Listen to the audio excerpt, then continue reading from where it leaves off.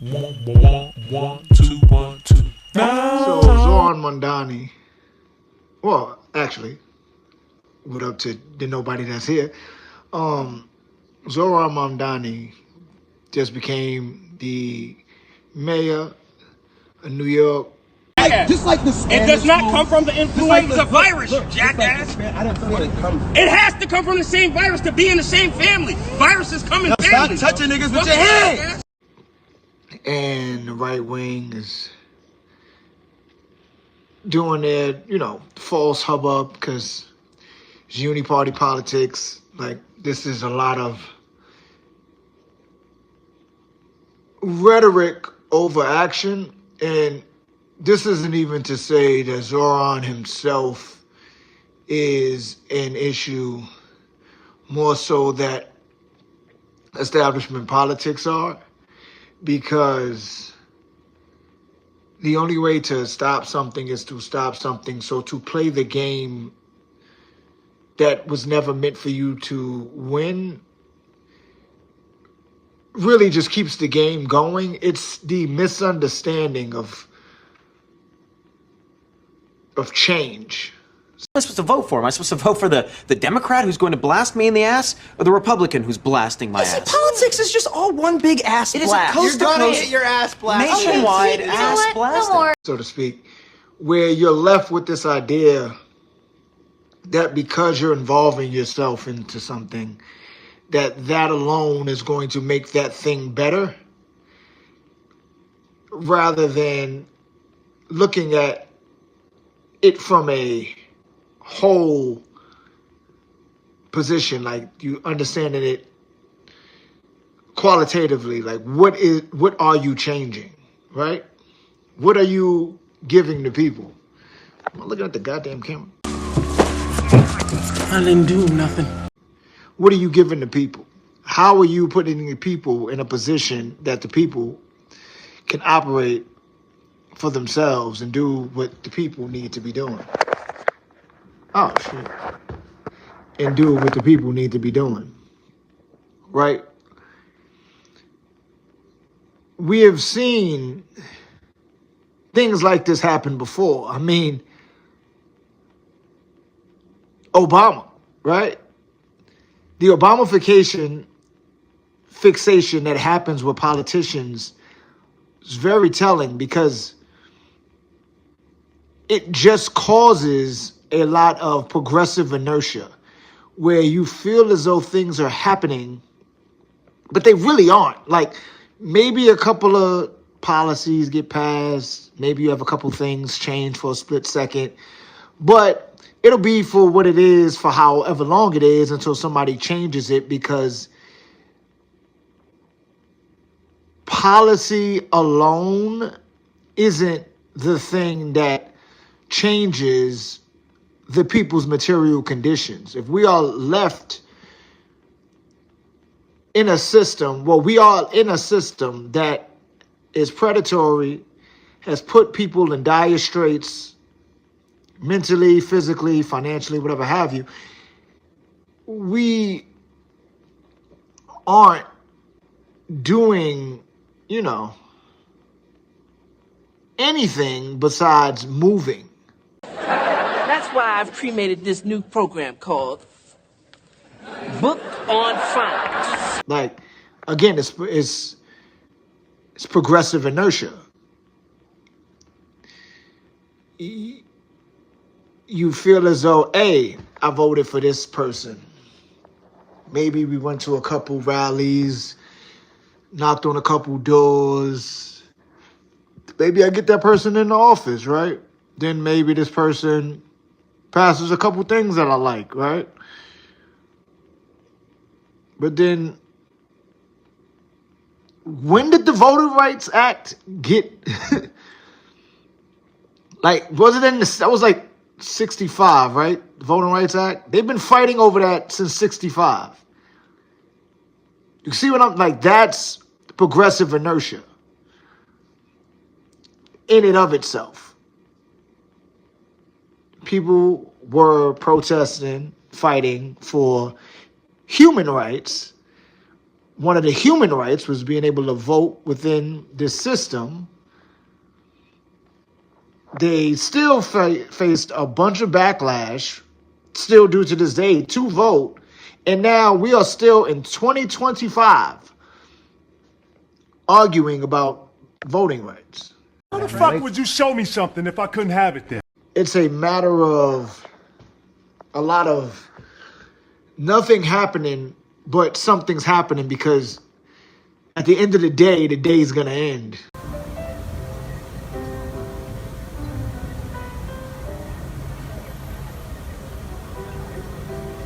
Really? And I think that's the main issue with any of this progressive inertia, where we aren't putting ourselves in a position to be in a better position. We're just putting ourselves in a position where we're putting a hat on a hat and just moving over to something else.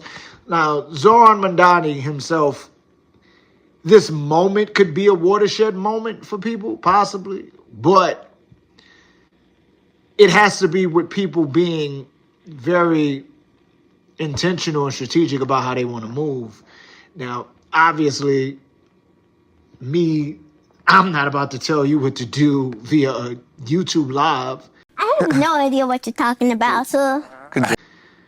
But I'm also just trying to help anybody understand that the people power that people talk about, because even Zohran, like, I watched his acceptance speech or whatever, his victory speech, and him talking about the people, using the language of the people, because at the end of the day, populism wins elections. That language. For as long as we can remember, the working people of New York have been told by the wealthy and the well-connected that power does not belong in their hands. Fingers bruised from lifting boxes on the warehouse floor, palms calloused from delivery bike handlebars, knuckles scarred with kitchen burns. These are not hands that have been allowed to hold power. And yet, over the last 12 months, you have dared to reach for something greater. Tonight, against all odds, we have grasped it. The future is in our hands. Is the language of the people, and the people need to do the things, because if you keep looking at the politics, you are just simply playing into the hand of progressive inertia. You are allowing yourself to think just because you're doing something, something's being done. Yeet. Stay woke. Yeet? Yeah. At this point in the conversation, I'll be like, so. It's the difference between understanding that perfect practice makes perfect rather than practice makes perfect. It's the understanding that just because you are growing older does not mean you are wiser. That is not how quantity and quality work within the dialectical framework, right? You can't keep doing the same. There's so many goddamn sayings and so many things that one could, say. Facts. But ultimately, Zohran winning can be a watershed moment amongst the people. Like, people can, you would pray that they look to organize. You would pray that they look to find their people and rally around, the class, their class consciousness, and deal with the class antagonisms and deal with their contradictions, and not allow themselves to become hypocrites. And for me personally, I feel like the most hypocritical thing is to be a politician when you understand these things. No. Me, I don't attack. I just give facts. When just facts. Now, strategically speaking, it can be used for whatever it's used for, right? But ultimately, a career politician is a hypocrite. It's the difference between John Lewis, the activist, and John Lewis, the politician. So, this idea that because Zohran won, that we're going to see massive change across the board with the establishment is ridiculous. Why? The woman that won, I think, governor in Virginia, is a former CIA agent.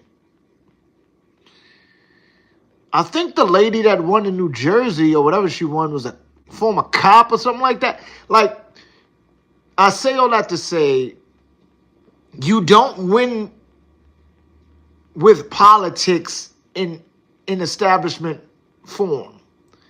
You know, if you could get the money and funding elsewhere, would you drop the call for the tax increase? Absolutely. The most important thing is funding these agenda items. I think these are the two most important and straightforward, direct ways to do so. But if the money comes from elsewhere, the most important thing is funding.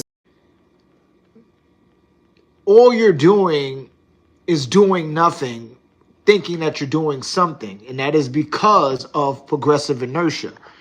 You are allowing yourself to be placed in this Ouroboros where you think, if I just do my civic duty, if I scream loud enough, I can get the right politician in office, and then they can do everything with, me yelling in the background for things to change forever. But that's not realistic. And why isn't it realistic when you think about anybody that has tried to do anything for a people usually gets smoked, like Patrice Lumumba, Kwame Nkrumah. I don't remember the president's name of Chile, but him. They just recently killed a damn mayor in Mexico because he was trying to stop the cartels. And this isn't to say that you gotta die on your shield for the people, but you gotta die on your shield for the people and their willingness. Wait a second. Don't clip that. Don't clip that in a way that's, racist. And that's not to say that these people wanted to fucking die. Nobody just wants to. We all are going to die, but nobody wants to die. Like, I don't think that people understand that. Like, they want change, but they want to be comfortable. So, for instance, the thing I used, the thumbnail with Zohran and like water becoming steam because of the heat put on it. That's quality and quantity explained dialectically, because it's just about the pressure applied, how much of something you do that will cause a qualitative shift in something. And for lack of a better term, the quality of the qualitative shift is perspective, but it's also like a rapid change from something that once was. So this idea that Zohran winning changes anything only is a positive qualitative shift for the masses if the people change. Don't worry. I don't have low self-esteem. It's a mistake. I'll say. I have low esteem for everyone else. If everybody looks to do the work, I mean, again, Zohran won, right? I think she's the Virginia, I think it was the governor that she ran for. The governor of Virginia is a former CIA agent. She was endorsed by Obama. I beg you to stop using the Constitution in the way that you're using it. She's a former CIA agent. She's a governor. Governors are way stronger than mayors as far as we want to be pragmatic and talk about positions in office. She's racialized as a white woman. She's the governor of Virginia now. And like I said, Zohran is so that's showing you, like, what are we really doing? Are we looking for change, or are we looking for comfort? How about the political leader, dead or alive, you most admire? Mr. Mamdani? I would say I admire Bernie Sanders. And are we understanding that change isn't comfort? Because again, this idea that your civic duty is the way that one can bring about societal change is honestly disingenuous in that what is the change really? So for instance, back to the understanding of quantity and quality, dialectically speaking, and in regards to age with wisdom, you growing older does not make you any better than you once were. I swear to God. And I'm not even talking about, the degeneration of like bones and whatever in college and all of it. I'm talking about like your personality wise, like the quantity, like the things that have the quantity of your experiences, all the things that have helped mold you into the person that you are currently. Those things and you growing older aren't necessarily one of one. There are a lot of people who aren't wise but are old as fuck. And there are a lot of people who aren't old but are wise as fuck. What? So this idea can then tie into voting and playing politics, playing establishment politics, in that we see in certain instances, in certain regards, what politics does around the world in different elections. And then if you talk to people and listen how they operate, wherever they at. But you see that a lot of this is really limited if it's like good things that are happening to like that area. And it'll be good for like a little bit until it's challenged. So then in turn, it really wasn't that good. It just was a stopgap. So then in turn, it really wasn't good. It was just comfort. So what are the people looking for, right? So again, Zohran is the mayor, right? CIA agent, former CIA, is the governor of Virginia. And she was going against a woman that was a big Trump supporter and it was backed by him, and she lost because of it. And she was, racialized as a black woman. So she had two knocks on her. But people were rather a CIA agent. Fuck this shit. Whose side you on? Mine or this motherfucker who's obviously of terrorist descent? Wait! I think I can see the gun now! So it makes one question, what is it that the people want? If they only limit themselves to their civic duty. And this isn't to say that some people don't do other things. I'm not saying that everybody that votes only votes and they don't go out there and fight through protests, through boycotts, through any kind of thing with policy or anything of that nature. I'm not even saying that. I'm just saying, like, what is the end goal of all of this? Because if one can say go back to normal, what is normal? What is it that you're necessarily looking for? Is it the status quo? But then isn't the status quo dangerous? Like, what is it that you want for real? Anarchy! Anarchy! Anarchy! I don't even know what that means, but I love it. Because I've heard people argue, go back to normal when it came to, Donald Trump getting into office. That's false advertising. Bro, how many times I gotta tell you stop being so damn literal? A lot. Now take a seat. If that's what you want me to do, all right. I don't understand why. What was normal before?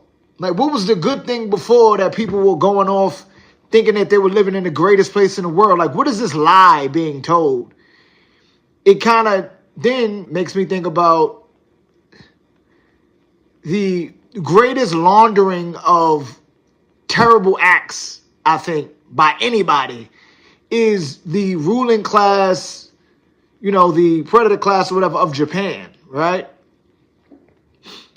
If you look at Japan's history, as far as the ruling parties or whatnot of Japan and what they've done to places like China and Korea and their own people or whatnot, is deplorable. If you look at like how they was operating the Second Imperial War, aka World War II, is deplorable, right? But there's so many people that don't know anything about Japan because they've been able, through shame and laundering of their terrible acts, able to just make anime and just be like, hey man, like anime, like, right? Like that's what you like. You like anime. You don't need to know about the Russia-Japan war. You don't need to know about what happened in Korea. You don't need to know about what happened in China. You don't need to know why we don't have an army in the sense that everybody else has an army. You don't want to know. Here is Pokemon. Take that. That's what you like. I don't need you looking up what we were doing. Like the shame and shit. So like that, right? Wow. Sayings, am I right? Yeah. Oh shit, was that racist? You look at like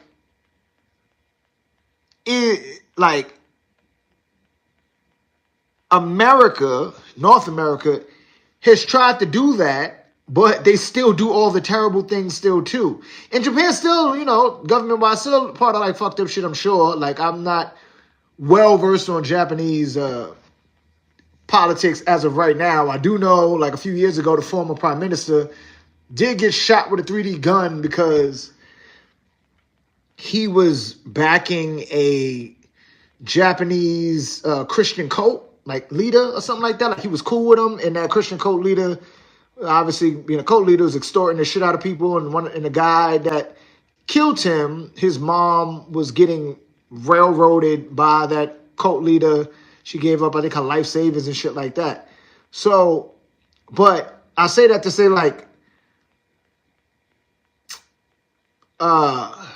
Japan itself did the whitewashing, did the laundering of of genocide and like other deplorable acts to fucking anime. Fuck you! Suck my perfect dick! But like, are we cool though? Is that cool? Like, is that what we need to do? Do we need to like launder thousands of years, like all of it to like anime? Well, like what the f? Oh, why does it lie? What is next? Like, what do people want? Yeah, getting Mamdani in as the mayor is cool or whatever. As far as like, because of the idea of everything that surrounds him. But like, do people know that a democratic socialist is not a socialist? Mamdani? I would say FDR. Democratic socialist is a reformist. A reformist is nothing more than a New Deal Democrat. A New Deal Democrat is nothing more than an enlightened centrist. So it's really not like that. Yeah. Sorry, I have a question for you. Okay, 15 seconds. Very quickly. Mr. Mamdani, and then we do just 15 seconds because we have a question for Mr. Cuomo. Mr. Cuomo lies again and again and again. I am not running to defund the police. I am running to actually work with the police to deliver public safety. And then when you look at, again, leaders, this isn't to say that Mamdani or anybody needs to, have their lives tested for them to truly be somebody of merit. But it's to say that the establishment for which we live in does not just allow anybody to do whatever. And it's also to say, like, this idea that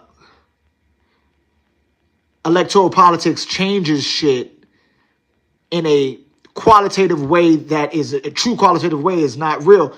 For instance, again, back to Virginia, the CIA agent lady that won, she won by like a wide margin. I think it was like 13% or some shit like that.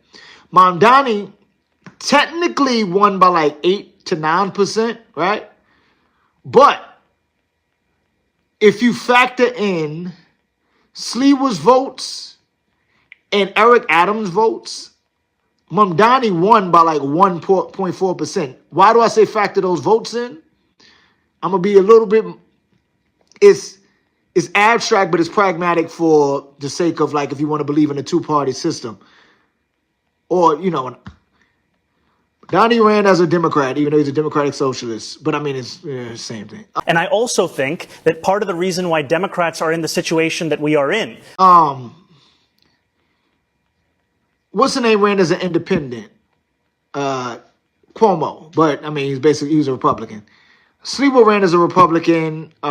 Eric Adams was still on the ballot because he waited too long to get removed. Sliwa got like 7% of votes. Eric Adams got 0.3%. Yeah. I ain't gonna lie, I'm getting cooked. Sliwa got like, I think it was like 7.7. So he got about 8% of votes. Cuomo got 41. So it's about 41. So he got about, I think it was like 49% if you add those two up. And then Mamdani got 50-something%. So in New York City, the margin between what Mamdani seems to represent and what the ruling class, predator class wants was only broken by like 1.3%. And you see what I'm saying? So, like, again, and this isn't to say that everybody knew, because everybody who's registered to vote doesn't vote. But it's to say, like, what do the people want? The lady in Virginia, who is a former CIA agent, won by like 13%. Like, they called that race hella early. But I'll say that to say again, and she had an endorsement by Barack Obama. I told one of the coaches that felt like I was descending into the depths of hell. It's a understanding that electoral politics do not operate within quantity and quality understanding of dialectical materialism. Just because you're doing something doesn't mean you're doing anything. It ultimately comes back to progressive inertia. Because what is happening from any of this? What are we really doing with any of this? Where is any of this supposed to be going? Okay, if we want to talk, again, pragmatically speaking, the buses, right? Want to do the free and fair buses, which, yeah, cool. You want to do covered child care, cool. Obviously, it's going to be pushed back from the system, and they'll find ways out because the free bus program lasted for a little bit, and then MTA ended the pilot program like, nah, fam, that's going to cost us too much. They'll find another way to fight against child care. The affordable housing, I hate that term because it's like there's enough houses there, and if you're inviting the private sector into it, what are you really doing? What is your plan for those who aren't in stabilized apartments but are struggling to pay the rent? What are you going to do for them? Well, I'm proud to say that yes, will freeze the rent for more than 2 million rent-stabilized tenants, and I will also build 200,000 truly affordable homes across the 5 boroughs over the next 10 years to ensure that tenants, whether rent-stabilized or market rate, can actually have more housing such that they are not being priced out of this city. And finally, I'm also going to make it easier for the private sector to build housing in this city, because what we see today is that it's not labor, it's not materials, it's the weight that is often costing so much to actually build the housing we need in this city. The pulling back on the understanding of what defund the police means, the mobile crisis units as if those don't already exist. It's a lot, bro. A democratic socialist is just an enlightened centrist. They are not a socialist. Bruh, is you serious?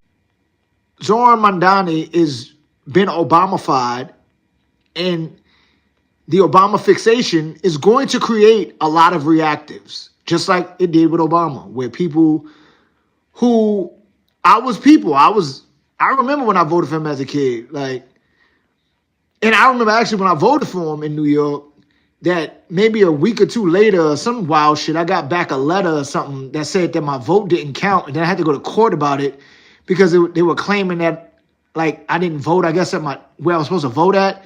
I had to fight to get my vote to count. It was wild shit. I think I may still have that paperwork somewhere, but some wild bullshit. The Obama haze that everybody was under, with this understanding that oh yeah, we got our guy and shit can change.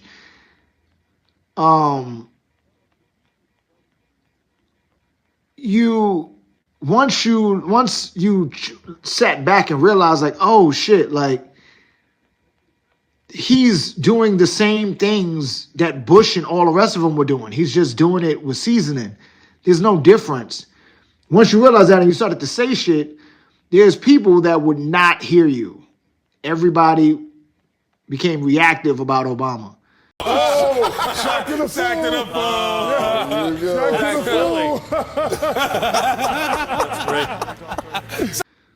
And then once he got out of office, they all became reactionaries because they want that old thing back. So when it comes to somebody like Zohran, he is the mayor, not the governor.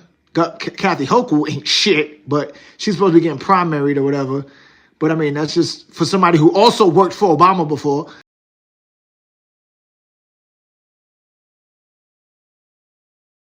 But you see this musical chairs within the establishment doesn't really change much. Again, it is progressive inertia, because what is to happen from this? And this isn't even a thing of saying that Zohran Mamdani himself directly is a bad person. I can only judge by what you present. So the things that he's presented have given me pause, and I'm skeptical about everybody. But at the same time, I'm not going to be oh, he's purposely doing X, Y, and Z to keep the uni party going. I can't put my brain in his head. But what I will say is, playing by establishment politics really just lends one to thinking that you clearly are missing the plot. Now, that doesn't mean that some people who play by establishment politics aren't trying to do more. So, for instance, Kwame Ture, formerly known as Silky Carmichael, talked about it way back when he was asked, what do you feel about people getting into politics? And he was just to the effect of, yeah, you get in, you lay out your plans, you try to push people to your side of thinking, and the people's side of thinking, and you try to change stuff from the inside. But as time went on with him and with anybody else, you realize that that's not how shit works. It's been shown that that's not how shit works. Again, John Lewis, the activist, and John Lewis, the politician, are two different people. Bobby Rush, the Black Panther, and Bobby Rush, the politician, are two different people. Shit. Van Jones with locks and Van Jones bald are two different people. This idea that these people are going to get in and muddy up the works and rework the system, it's no, that's not how it works. That's just not how that works. It's never worked like that. This isn't even pessimistic thinking or being a doomer. This is just the reality of the situation. You live within a society that is constructed upon pain and exploitation. The exploitation is at a point where if it is not exploiting, it is under attack, and it attacks those once it feels under attack. So to think that you can rework that from a establishment standpoint is disingenuous to your damn feelings. He understand where I'm coming from because of the thought patterns. You talking to a brother without a brain. Like, it doesn't work that way. And we know this. People always talk about, oh man, like these protesters said this, or this activist said that, or read this book and they said this or they said that. Wow, it's so poignant. It is so like of the time. Like, I can't believe that I'm reading something W.B. Du Bois said, W.B. Du Bois said, and I'm like, wow, he said that then, and look at now. It's because the shit hasn't changed, fam. It never has changed. That's the point. The absence of evidence is not the evidence of absence. Like, if you read Souls of Black Folks, W.E.B. talked about, like, how African folk, you know, during Reconstruction were feeling kind of, some that he was talking to were feeling kind of listless because they like were working and shit, but didn't really know like what's next now because their lives were just that. They were just people who weren't allowed humanity and were only, they were people that were property and were only used as such. So now what? That I'm working as a sharecropper or whatever, but what's to happen now? That's the same kind of thing with playing establishment, playing the system. What the think is going to happen? Like, yeah, the reactionaries and the reactives are going to talk on both sides of the fence with the right wing right now. Oh, yeah, you know, Mamdani, communism, blah, blah, blah. He's not a communist. Oh, socialism. He's not a socialist. Oh, yeah, you know, this jihadist. He's not a jihadist. Like, all these things. What is he going to do? Blah, blah, blah. What are we going to do? Like, and then you got the other people like, yeah, you know, this is this could be a watershed moment, something for change. It's like the people are what make it that way. We've allowed ourselves to let ourselves be lost by those that feel entitled to lead. People don't need leaders. People need to be organized. So, again, the progressive inertia leaves folk in a position where they don't really want to answer the question of what's next, right? So, say for instance, let's just use Zohran as an example, pragmatically speaking. He's going to be the mayor for 4 years. Let's say after that, he wants to run for governor. Okay. Obviously, to be pushed back or whatever. What's to happen? Oh, yeah. Okay, you make, ideally, what? You make New York City, New York State, at that, for that matter, if he becomes governor, you make that a utopia. Like, what? We don't live, Wakanda isn't real.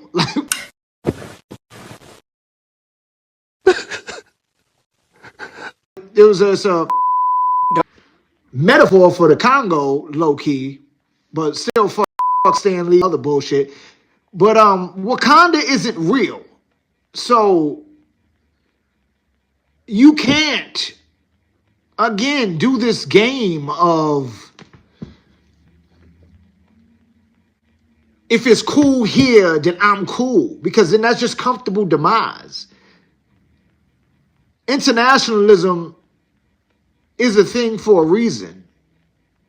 That's what Huey talked about. That's what Malik al-Shabazz was on before they assassinated him. That's what Dr. King was on before they assassinated him. Everybody that tends to get smoked once they realize that it's a class war and that we all need to come together. That's when shit gets wild. If you look up the history of like peasant revolts, that's what, like the Reformation era.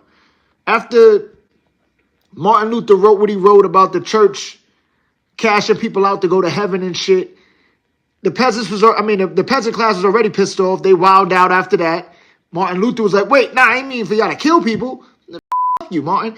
But that's what happens. Like, the Reformation era, like that type of shit happens. Like, and that's quantity and quality in the understanding of dialectically speaking.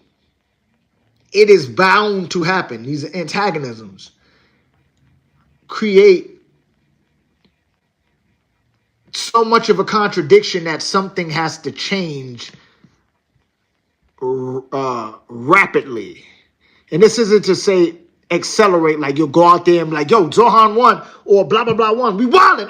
It ain't even on that type of time. You should be very strategic and very well put together about how you operate with anything, with any kind of policies, with any kind of anything that you're trying to do, period, in life. But it's to say, like, okay, if you are to play the politics game, if you are to do these things, like, what are you trying to do? What is the end goal? What is the end result? What are you really looking for? Are you just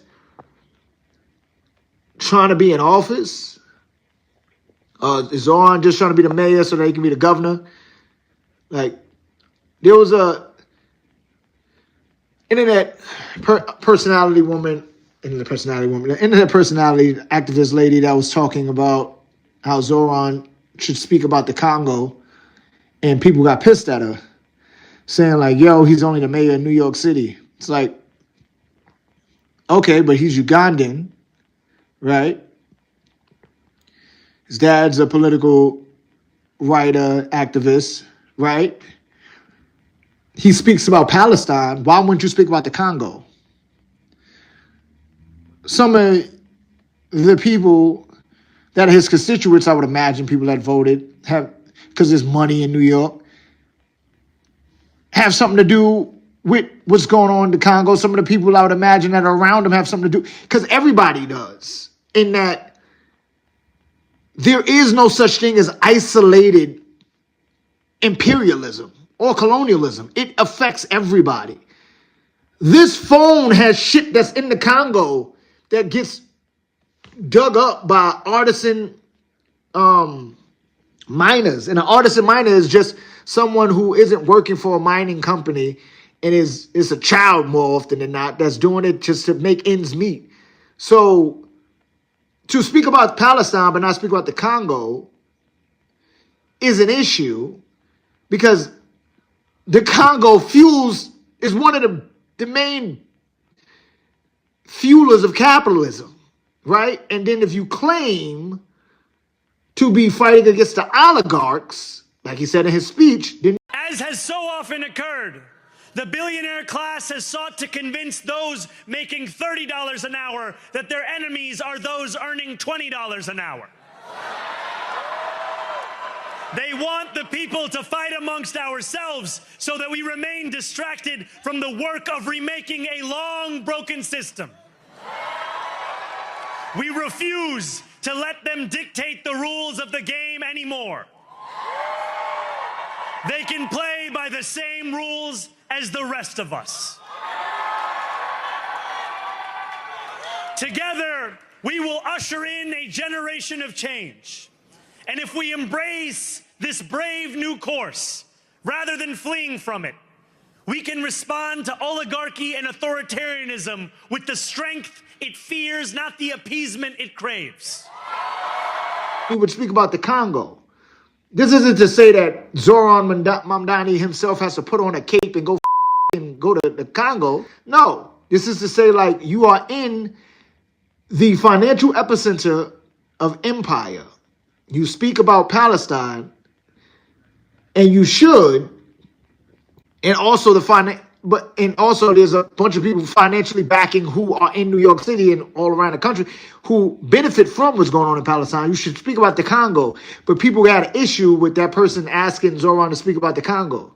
And she was making the same claim, like, yo, why would you have a problem with me saying that? Like, he's African from Uganda, and the Ugandan government is also complicit in destroying the Congo. So it's the understanding that it's all connected. Like, you can't act like it's not.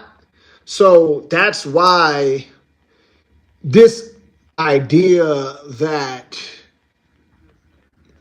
Zohran, just using him as just the centerpiece, as the idea, not the person Zohran, but Zohran, stuff he's talking about and stuff he wants to do is shouldn't be limited to hero worship and deification, because you're just going to leave yourself wanting more 4 years later, and then wanting more 4 years later after that, and then wanting more 4 years later after that. So then when does that quantity reach its point to a qualitative shift? It's naive, politically naive, because even if one of the black candidates who ran for office was to take the office of president, then black people must be prepared to fight against that person. Why? Because, you see, the system mandates the action of the individual. The individual does not determine how this country will function. This country works off the military-industrial complex, which means that it's profitable to wage war. And unless you, devise another plan, another scheme to sustain, to boost this economy, then it's going to be necessary to wage war. Whether, a black individual is in office or a white individual is in office. Well, so we're talking about a complete, a change in system.